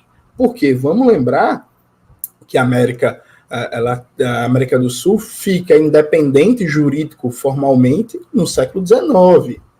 E aí, da situação colonial, se transita para uma independência política formal, só que se conforma países, formações econômico-sociais de capitalismo dependente que preservam várias estruturas, várias estruturas coloniais, configurando inclusive uma forma de neocolonialismo, como diria o grande José Carlos Mariátegui, acho que eu falei rápido o nome agora, né, William? Como diria o grande Mariátegui, a colônia sobrevive na república. Genial, essa sacada do Mariátegui. Então ele cita a América Latina e dialoga diretamente. Inclusive, a lição de Fanon é muito boa para quem até hoje aí está pedindo aliança, capital produtivo e trabalho, aliança a classe que produz e a classe que trabalha. Inclusive, me informe aqui, a classe que produz e a classe que trabalha é a mesma, é a classe trabalhadora. Quem quer a aliança com a burguesia nacional e por aí vai. Fanon coloca com propriedade e vários elementos, como é impossível pensar uma verdadeira emancipação do imperialismo, do colonialismo e, no nosso caso, do neocolonialismo, num caminho burguês. Esse caminho, inclusive, para pensar a unidade africana, ele coloca isso textualmente no Condenados, a unidade africana não vai vir sob a direção da burguesia, e isso é muito útil para a gente pensar também a unidade latino-americana. A pátria grande, o sonho de Bolívar, não se materializa por um caminho burguês, mas sim por uma unidade, uma amizade entre os povos originários e a classe trabalhadora do Brasil, numa perspectiva de pátria grande socialista. Aliado a isso, eu acho que Fanon, ele, sim, é um exemplo de como pensar totalidade e particularidade na sua dialética, Porque, veja, é muito mais fácil dizer que a gente tem que perceber a relação entre o particular e o universal na fala do que na prática da análise, né? Porque, assim, sabe, dizer que a gente tem que fazer análise dialética, perceber as contradições, os movimentos, a totalidade, é muito mais fácil falar que tem que fazer do que fazer na análise e na política. O Fanon fez isso muito bem, e eu acho que ele dá um exemplo, inclusive, aqui tem uma safadeza que é muito boa, que veja, quando o Fanon abre o Pele Negra, Máscaras Brancas, ele abre meio que falando da metodologia dele, e ele fala claramente, olha, vou trabalhar aqui numa perspectiva de totalidade, e que ele fala que o racismo é um processo de desigualdade econômica que em seguida assume a forma epidérmica. Está dito textualmente. Então, o Fanon, ele apresenta na abertura do Pele Negra uma abordagem materialista, uma abordagem de totalidade, e aí, em seguida, compreendendo que o racismo, a alienação do negro, como o Fanon falava, não pode ser pensado fora das condições materiais de produção e reprodução da vida e das estruturas de poder ensejadas, condicionadas por essas condições materiais, ele analisa um fenômeno específico dessa totalidade, compreendendo esse fenômeno específico como uma própria totalidade, que é o processo de construção da subjetividade, o adoecimento mental, o sofrimento psíquico na situação de alienação do negro. Isso, como Priscila muito bem colocou, perpassa toda a obra do Fanon, e tem uma coisa muito interessante, que inclusive é uma sacada genial. Veja, o Fanon, que está liderando, disputando, sendo um teórico, sendo um jornalista, um organizador da Revolução Argelina, ele sabia de todos os limites da Frente de Libertação Nacional, que inclusive sempre teve uma composição policlassista, tinha vários setores burgueses ali dentro, tinha vários setores, inclusive, que tinham uma perspectiva de identidade nacional sectária, muito ligada a uma perspectiva religiosa e excludente. Ele sabia de todos os desafios que tinha ali, só que ele percebe que naquele processo está colocado uma possibilidade de praxis emancipatória e decide disputar. Mas a disputa não é no sentido de se adaptar aos limites nacional-burgueses que estavam ali também inseridos na Frente de Libertação Nacional, mas transcendê-los. Tanto é assim que quando o Fanon, infelizmente, descobre que tem leucemia e vai morrer, e aí ele, no leito do hospital, começa a ditar o Condenados da Terra, a última obra dele, se vocês lerem com atenção, é uma obra direcionada para transcender os limites nacional-burgueses dos processos de libertação nacional. Então, a preocupação de pensar a praxis concretamente em movimento, sem ficar de fora da luta política, proclamando a revolução hoje, a revolução já, mas ao mesmo tempo, nas contradições, na luta imediata, nunca deixar os objetivos revolucionários em segundo plano. Tanto é assim que o último ato dele, antes de morrer, é um tratado político em que mostra os limites da libertação presa ao âmbito nacional burguês. Isso dialoga diretamente, e caminhando para a conclusão, com as outras questões que Marcília colocou, que é, veja, como levar Marx para fora do academicismo? Eu acho que, primeiro, militando. Assim, tem que se organizar, né? Sindicatos, partidos políticos, movimentos populares, associação de moradores, movimentos de cultura e por aí vai. E, na militância, produzir, difundir teoria revolucionária, associando sempre organicamente teoria e praxis de acordo com as particularidades de cada espaço de atuação. Então, a Priscila participa do movimento de mulheres Olga Benário. Ela vai se relacionar com um tipo de público, um setor, uma fração da classe trabalhadora, diferente do que, por exemplo, eu me relacionava quando eu dava aula no cursinho popular na minha favela da Borborema, com jovens.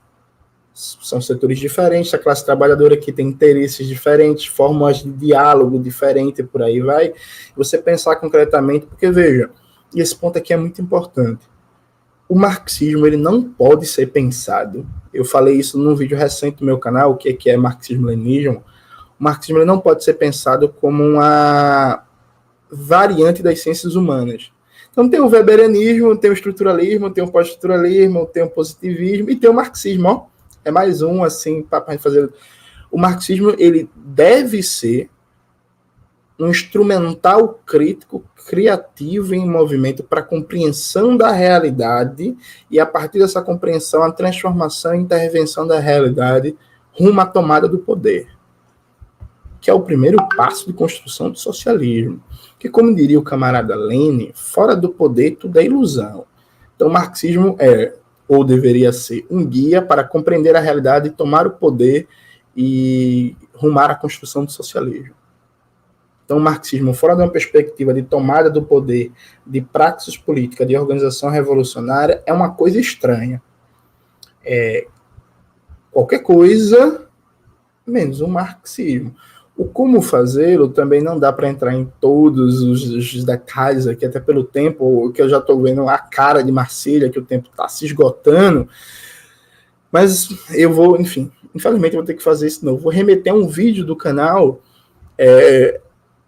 Educação Popular e Consciência de Classe. Inclusive, eu dialogo com Paulo Freire e com José Carlos Mariátegui para pensar os desafios de trabalhar o marxismo a partir da metodologia de educação popular.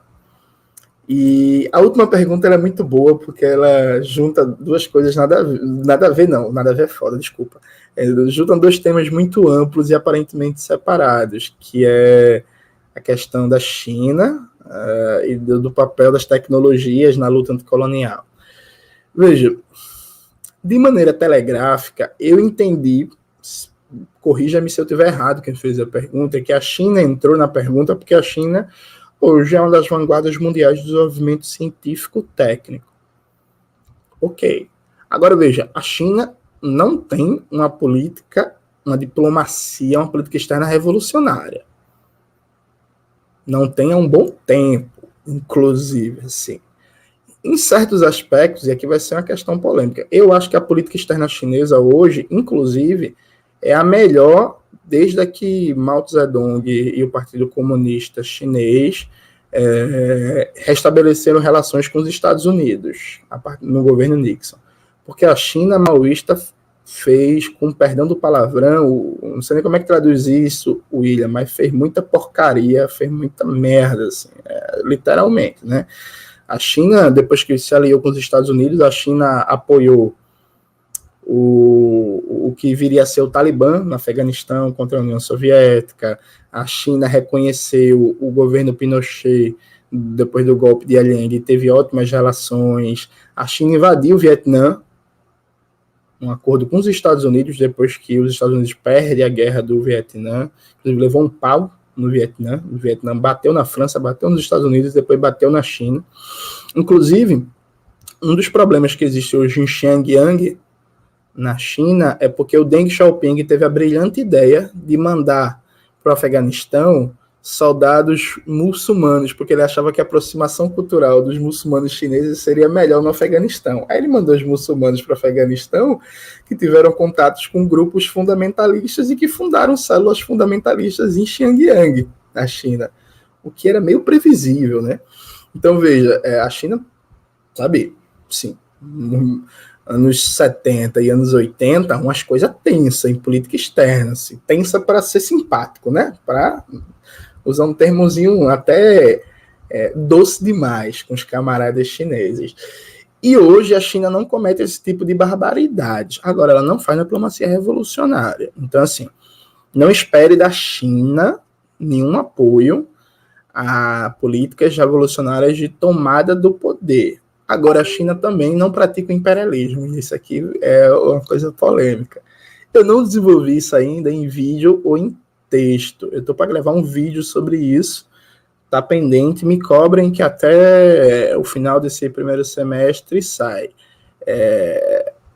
O que eu diria... Caminha para sua conclusão, por favor. O que eu diria para concluir é que Primeiro, não se garante uma luta anti-imperialista consistente sem um desenvolvimento científico-técnico num processo de transição socialista, sabe?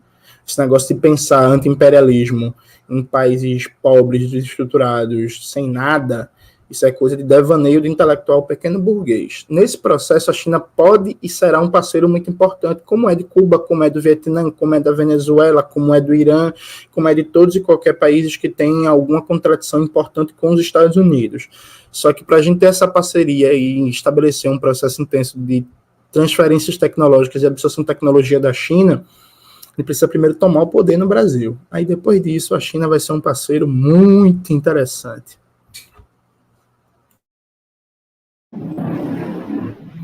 Obrigada, Jones.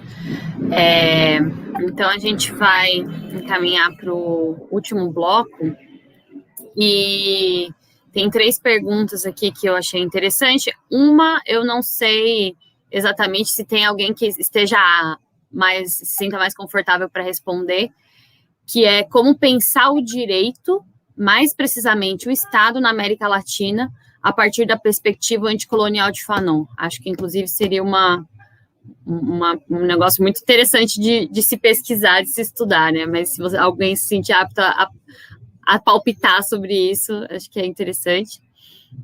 E essa é mais direcionada para a Priscila. Como a interseccionalidade e as formas de exclusão, alinhamento social, machismo, racismo, se amalgamam e se complementam no capitalismo moderno. Para os dois, né? Acho que quem quiser tocar nisso. E quais as estratégias de emancipação humana hoje diante do capitalismo e da perspectiva de Fanon. Acho que a conclusão já vai apontando para isso. Então, é isso. Vamos fazer, acho que 15 minutinhos, novamente, e aí vocês façam as considerações sobre as perguntas e já encaminhem para a consideração final, para a gente encerrar o debate. Tá certo? Obrigada. Priscila, né? Não, tudo bem. Pode ser. Tudo bem? Pode ser? Bem. Acho que fica melhor, porque o Jones acabou de falar, falou bastante, aí a gente vai emendar nele de novo. Vamos lá.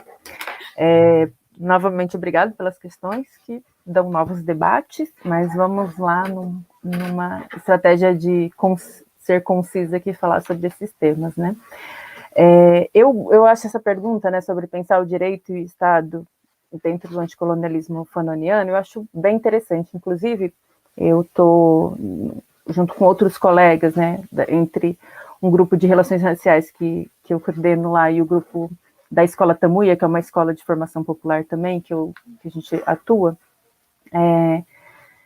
pensando junto com um grupo de estudantes de direito, né, articulando psicanálise, e eles solicitaram essa articulação com o Fanon, e eles têm estudado. Então, é um tema que, inclusive, justamente, eu acho que pela explosão dentro do espaço acadêmico, né, eu acho que o Fanon já vinha sendo lido por militantes, né, tinha algum tempo, já tinha sido resgatado, né, enfim, vide o próprio Milton, que é do MNU, que apresentou o livro, por exemplo, para o Davidson, que depois veio fazer a tese dele, apresentou lá atrás, e acho que é um livro que sempre permeou, mas não com essa potência que nós temos hoje, né, os livros do Fanon.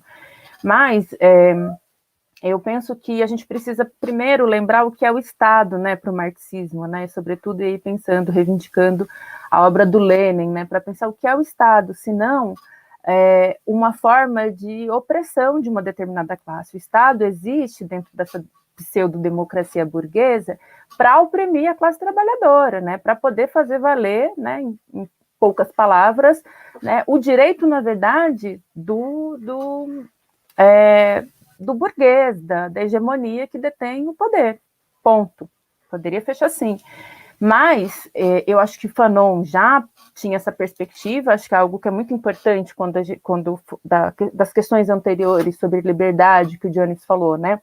É para pensar o quanto a gente poderia chamar de aparelhos do Estado, instituições do Estado, na verdade elas servem em alguma medida para poder transmitir essa posição de dominação, da burguesia, né, sobre os trabalhadores, manutenção, seja pelo medo, sobretudo, acho que é algo que fica muito declarado na obra do Fanon, mas que ele resgata também do marxismo, é pensar o quanto a violência é um instrumento, o maior instrumento de manutenção, né, para a tentativa de manutenção da ordem, né, então, o direito, tecnicamente, está a favor também desse Estado. E ainda que a gente encontre uma brecha ou outra, a gente precisa lembrar que esse Estado e, portanto, essa lei burguesa, ela também tem a quem obedecer, né?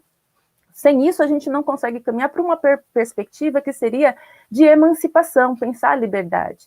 Fanon pensava as instituições psiquiátricas, né? A gente está falando da lei, mas eu vou fazer uma associação, até pela minha área, às instituições psiquiátricas, quando ele faz uma carta ao ministro residente da Argélia pedindo exoneração, pedindo demissão do cargo como diretor do hospital psiquiátrico, ele disse que era impossível você se desalienar e sair da loucura no Estado que aliena, né?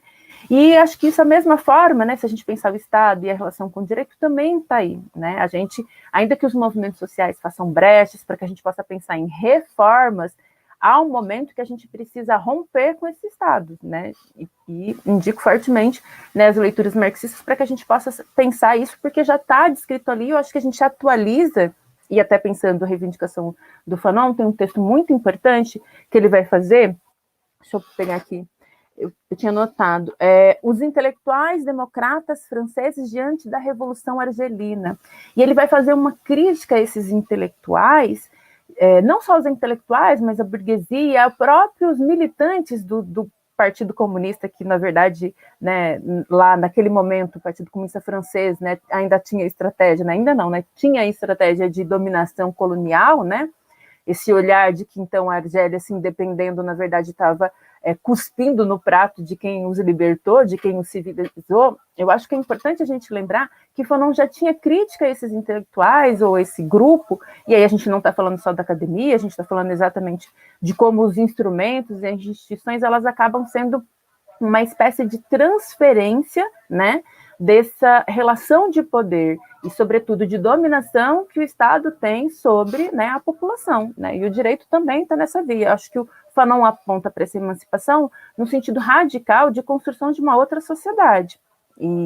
E adentrando, acho que a gente precisa lembrar que essas relações, que são sobretudo em relações imperialistas, também é denunciada na obra do Fanon e de outros marxistas, na necessidade de se criar. E eu acho interessante, né? Fanon, ele localiza muito bem, didaticamente eu diria, que para então a gente fazer a emancipação colonial, psíquica, a gente precisa se emancipar através do tratamento, que seja, ou do engajamento da luta, podendo dizer e encontrar, né, tomar consciência dos aspectos subjetivos de dominação. Ele fala que economicamente, então, é necessário criar uma economia nacional que seja suficiente, aí não é nacional só pensando no território, mas, né, pensando criar as condições, tanto no campo quanto, né, bases industriais para que você possa ter essa emancipação, né, pensar em todo, acho que, legado, né, da União Soviética sobre a necessidade de fazer aí uma indústria pesada para que você possa ter essa independência econômica, mas ele também diz que é necessário o uso da violência para aniquilar as instituições burguesas também do território, né, ou seja, é necessário a gente criar uma lei que não responda a um Estado burguês, instalar um novo Estado que seja um Estado, e aí reivindicando um Estado socialista. E acho que esse é o horizonte que é reivindicado também a partir da obra do Fanon, né? Em que o povo possa dizer de si, e aí reivindicando a própria obra marxista e todo o legado, né, de Marx, Engels e Lenin, que Fanon repete que nenhum homem seja dominado por um outro homem, para que não tenha essas dominações econômicas, psíquicas, culturais, sociais, né? Eu acho que essa questão já entra nas outras questões sobre interseccionalidade, no que diz respeito a gente pensar que, para Fanon, quando ele coloca o negro, se a gente pensar a mulher que está na base da sociedade, né, essas categorias que a gente chama de interseccionalidade nada mais é do que a reivindicação da gente olhar para o povo, né? Aqui a gente precisa olhar e vai ser os indígenas, né, os povos autóctones, o negro, sobretudo a mulher negra, dentro da base dessa sociedade. Se a gente olhar, esse é o sujeito da revolução, né? Esses são os trabalhadores. Se a gente olhar para um outro país, como a Romênia, que é super oprimida, a cor de pele não vai ser a mesma, né? E isso é a característica principal da obra do Fanon. É você conhecer o povo, conhecer a sua realidade, conseguir traçar as condições necessárias para o processo revolucionário, portanto, da libertação no período colonial e hoje eu diria da emancipação humana, da emancipação, e eu acho que o Fanon dessa notícia, adentrando, né, a última questão que eu acho que é a mais extensa que eu quero me dedicar, Fanon vai dizer que essa emancipação que a gente sonha, e portanto a desalienação, palavra que a gente chama atenção lá no início da fala, né, essa desalienação, a possibilidade só vai acontecer em outra sociedade. E Marx também, né, nos manuscritos filosóficos, ele vai dizer que essa ligação, essa interrupção entre homem e natureza, e a gente está sofrendo agora, pensando na pandemia, né, essa tentativa dicotômica entre corpo e pensamento, essas dicotomias, Fanon vai ter essa leitura em dizer que isso só vai acontecer quando a gente radicalizar essa universalidade, né? Então, o que ele vai colocar que a emancipação humana e, portanto, a liberdade só vai acontecer às custas da luta de uma nova sociedade, só vai acontecer na transformação radical dessa sociedade. Uma sociedade capitalista faz o quê? Sujeitos alienados. Né? Enquanto nós continuarmos nessa sociedade, nós continuamos alienados. Alienados em trabalho, alienados economicamente, alienados no sentido de ter trabalhos estranhados, como colocar Marx, ou seja, trabalhos que nos alienam, que não permitem que a gente de fato possa entender a nossa relação com o trabalho para além daquela relação da necessidade de explorar, de se colocar numa situação de exploração, né, em alguma medida. Essa perspectiva, ela é por si interseccional, porque quando a gente olha para o sujeito histórico, a gente olha para as condições dadas, e seja, se o patriarcado é uma forma de utilização, né, é utilizado pelo capitalismo para oprimir mulheres, elas estão na base da sociedade. Se eu estou falando de um sujeito revolucionário, eu estou falando das mulheres. Cheque 1. Se eu estou falando que a gente utiliza a racialização das pessoas para poder oprimir, e aqui no caso do Brasil, a racialização sobretudo das pessoas autóctones, indígenas e negras, cheque 2, a gente está olhando para o sujeito revolucionário, né? Se eu estou falando, ou, por exemplo, eu estou pensando aqui, né, nos gêneros dissidentes também, aqueles, né, os homoafetivos, os transexuais que também são oprimidos, têm os piores trabalhos, são violentados, também tem cheque aqui nessa questão de gênero. Então, outro aspecto, né, que eu acho que é importante a gente pensar, né, classe, isso é central, isso está no centro do debate para o Fanon, né, e a leitura do Fanon é colocar como essas relações de expropriação, né, de trabalho, e, por exemplo, ele vai pensar o quanto não ter trabalho adoece o sujeito, aliena o sujeito, aí aliena numa posição de loucura, né, Fanon não é nada romântico com a loucura, como ele vai criticar o próprio, por exemplo, Lacan, que é o teórico psicanalista, né, dizer que Lacan era apaixonado pela loucura e ele, de alguma forma, tem uma leitura da loucura como uma espécie de possibilidade de subjetividade na sociedade. E Fanon vai ser radical e dizer, não, a loucura é uma patologia da forma de não liberdade em que os sujeitos estão nessa sociedade.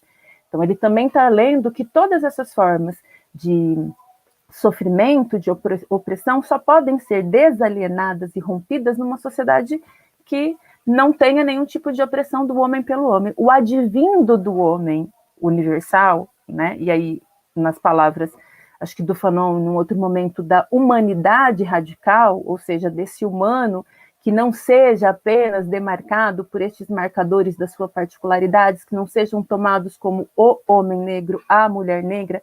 Então, eu acho que essa possibilidade só acontece, né, e eu acho que isso é o mais precioso na obra do Fanon, quando a gente tiver uma nova sociedade.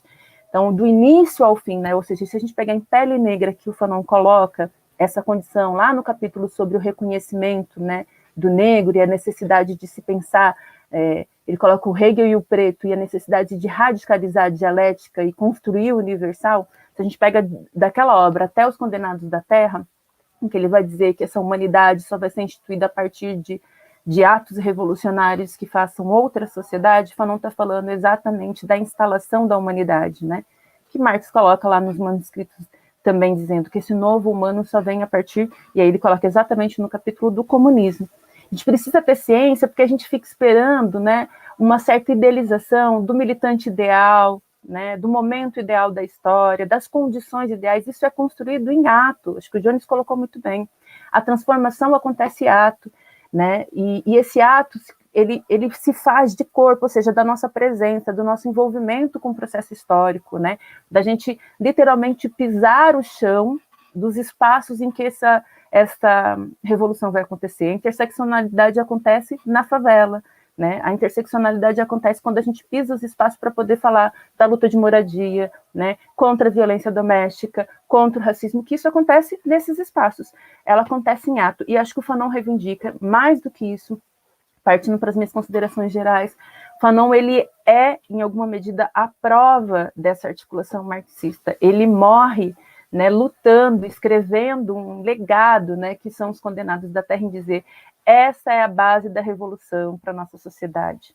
É isso que existe de mais rico nessa possibilidade. Se a gente tiver uma leitura dialética, historicizada desse processo, a gente consegue se emancipar, né? E ele apostava nessa emancipação, né? Fanon está enterrado hoje na Argélia, em solo argelino, apesar de existir um apagamento muito grande da obra do Fanon, naquele espaço, dadas as condições atuais, mas ele ainda é reivindicado como um autor revolucionário. Eu acho que ele retorna na urgência da gente pensar essa revolução da praxis. Fanon era um intelectual, ele respondia como um intelectual negro, africano, ele respondia como um psiquiatra, e ele respondia como um militante também da Frente de Libertação Nacional.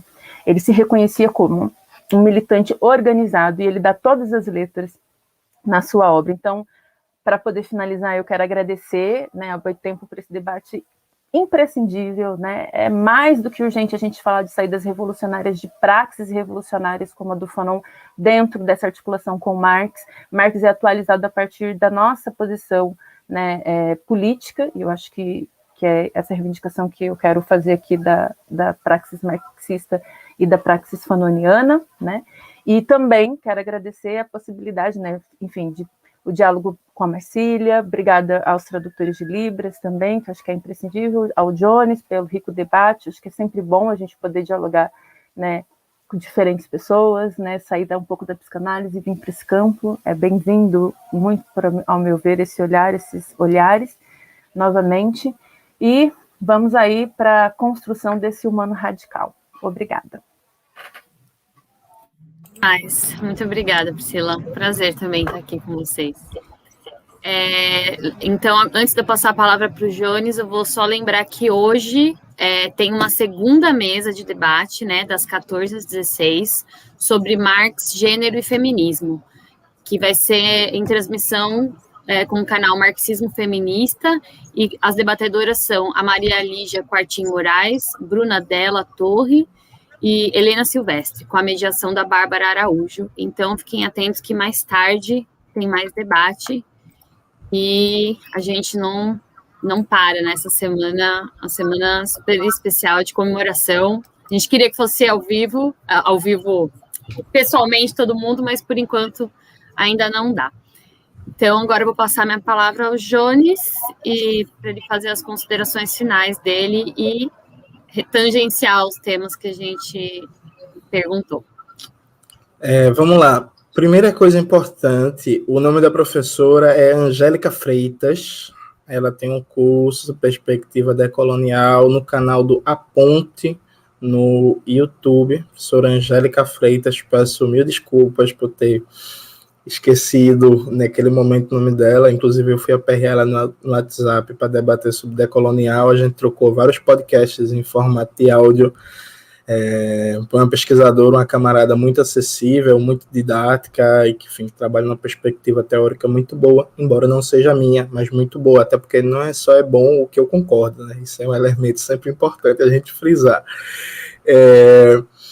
Veja, eu acho que tem três coisas. Primeiro, eu gostaria de inserir um elemento de polêmica, assim, para a gente terminar animado. Eu não faço de um cavalo de batalha, mas eu não uso e não gosto do termo interseccional. E explicando rapidamente por quê. O termo interseccional, ele surge dentro de uma perspectiva e de um debate no bojo do ataque da crítica à noção de totalidade, de origem hegeliano e marxista. Uma perspectiva marxista de totalidade pressupõe as diversas dimensões histórico-concretas da classe trabalhadora. Então, porque, note, Você fala, não, eu tenho uma análise interseccional que eu procuro combinar raça, classe, gênero, nacionalidade. Veja, não é sua escolha combinar, está dado na realidade. A apreensão histórico-concreta da classe trabalhadora, especificamente na cena brasileira, pressupõe você compreender a dimensão intrinsecamente racializada da classe trabalhadora, sua diversidade regional, sua configuração feminina, a própria especificidade do trabalho feminino negro no processo de reprodução social, que tem uma particularidade muito importante, que dá do papel do trabalho doméstico para as classes médias e classes médias altas e por aí vai. Então, note, isso é um dado da realidade, que uma apreensão crítica da realidade vai ter que levar em consideração. Então, não é uma escolha do pesquisador, da pesquisadora, e do ponto de vista teórico-metodológico, para o marxista, falar em interseccionalidade é uma redundância, não faz muito sentido. Eu sei que grandes marxistas como Angela Davis trabalham com esse conceito. Eu sei. Mas, com todo respeito, consideração, admiração que eu tenho pela Angela Davis e pela história, eu também discordo dela nisso. Assim. Eu acho que, por exemplo, quando a gente pega a obra do Clóvis Moura, o que se chama hoje de interseccionalidade está dado numa própria dimensão da análise marxista, percebe? Agora, esse ponto é importante. Eu entendo também a necessidade de se, às vezes, reforçar certos termos para cobrar de marxistas que deixem de reproduzir análises eurocêntricas, abstratas e descoladas da realidade brasileira. Porque até hoje tem marxistas que, por exemplo, que chamam luta antirracista e antipatriarcal de identitárias. E reproduzem uma visão da classe trabalhadora brasileira como se a classe trabalhadora brasileira fosse um exército fordista de operários franceses da Citroën, que inclusive a imagem que eles têm nem corresponde à realidade, porque o papel do trabalho migrante africano sempre foi muito forte na indústria francesa do pós-guerra. Então, veja, eu entendo que existem problemas e reducionismos em várias análises de marxistas, e às vezes algumas categorias surgem, se difundem como necessidade de chamar atenção para análises que marginalizam dimensões fundamentais da compreensão da classe trabalhadora brasileira e do debate da luta política brasileira, e que aí, ao meu ver, é uma das explicações para o sucesso de categorias que têm nível de rigor teórico diferente, como interseccionalidade e lugar de fala. Então eu entendo, como o Lukács dizia, a necessidade social do conceito, mas eu defendo que dá para a gente trabalhar na necessidade de chamar atenção para essas dimensões negligenciadas historicamente em muitas abordagens marxistas, como é o caso, por exemplo, do Caio Prado Júnior, que simplesmente, na teoria dele do capitalismo, esqueceu a questão racial e quando fala Nossa Senhora, né?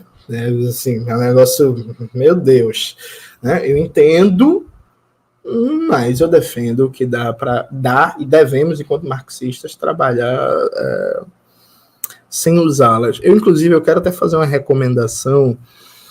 Esse é um debate muito importante, que é o livro do Assar Hayden, Armadilhas da Identidade, Raça e Classe nos Dias Atuais. Esse livro eu gosto muito, porque o Assar, ele dá um contexto histórico e político do surgimento de muitas categorias que hoje a gente usa e não pensa muito sobre por que usa. Então, alguns como empoderamento, como representatividade e tal, e ele dá uma metodologia que serve muito para a gente pensar em outras coisas, né? O colorismo, lugar de fala, racismo recreativo, como é que isso surgiu? Como surgiu? Por que surgiu? Por que se difundiu? Por que a gente usa? Eu, recentemente, no canal, gravei um videozinho crítico sobre a categoria de necropolítica. E eu recebi como um retorno várias pessoas dizendo que pararam de usar o conceito porque, enfim, pararam para pensar de verdade do que é isso. Eu acho muito importante a gente refletir, e dá para refletir e continuar usando, sem problemas. Como eu disse, a Angela Davis usa.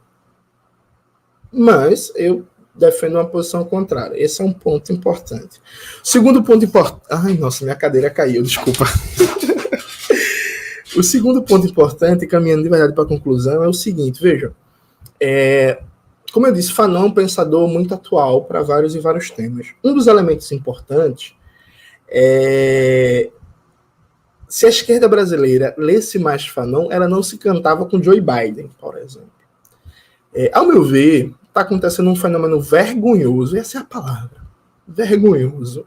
Né? O Ciro Gomes mandando cartinha para o Joe Biden, a Gleisi Hoffmann, presidente do PT, dizendo que é o segundo presidente americano que ela admira, e aí entra Benedita da Silva, Haddad, não sei o que, todo mundo babando o Joe Biden, e aqui veja como isso é interessante.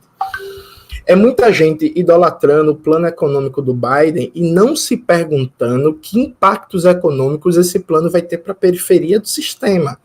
É pensando a economia estadunidense como se fosse uma ilha, e olhando para aquilo ali e não se perguntando como aquilo afeta a gente enquanto uma periferia explorada pelo centro do sistema. Outro dia eu estava fazendo um debate rápido e eu soltei só uma pergunta, que eu achei uma pergunta importante. E aí você vê como a lógica fanoniana de pensar a realidade seria útil para a gente se fosse mais difundida. O plano Biden pressupõe a reintegração de plantas industriais das multinacionais que estão na periferia do sistema para os Estados Unidos. Isso vai provocar, entre outras coisas, um aumento de custos.